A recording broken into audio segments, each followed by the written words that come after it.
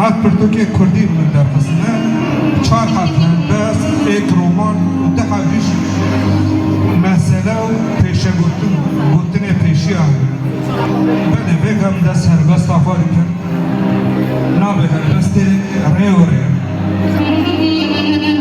Dirêyekî dûr de dimeşin, aliyekî rê, aliyekî min çar wextê salê re min diherikim, li ber gavê min hêstê min pêlê dikim, diçim naqedirim.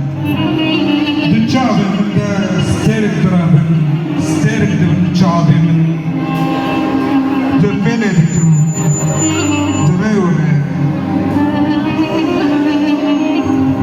Pênc wext pêş dikevin, goristan, rêwirê. Ez Hitler û melek, şev û nûş nava hev de wek bêhna min. Kesera min êre biqalîşe, firmeskê min ê berî hezretê nû cîhanê dagire. Di neqebê de zayîn û mayîn hindiweşin, bi çêwî rêwirê. Roj û şev di çavê min de stêrk diafirin, nû dixwazin gavekî bavêjin.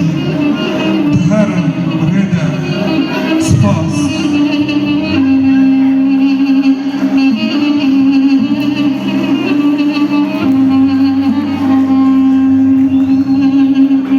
Helbesta me a didwajî Amazonya.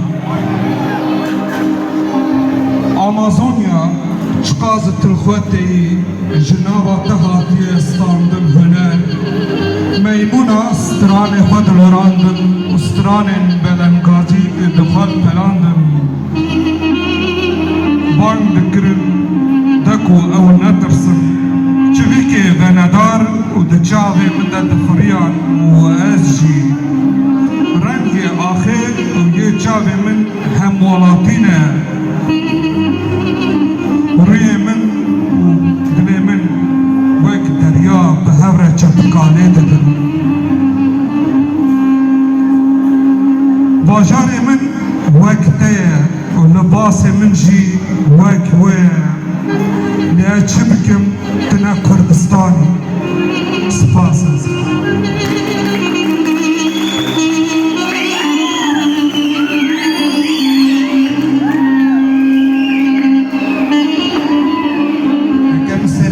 Şende helbesta taliye dibêjin, min beriya xwe kiriye.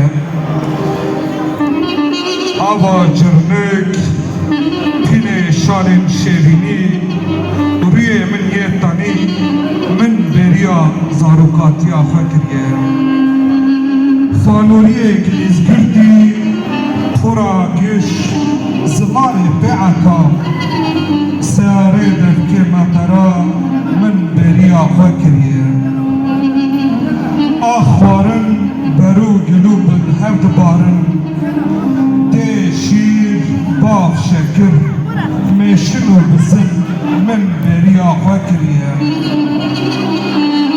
Serguvên bênvedayî ew banga mela ban dikin, xweş dihezirin, gund û dapîr û bapîrê xwe min beriya ecdadê xwe kiriye. Zor spas, maliyam.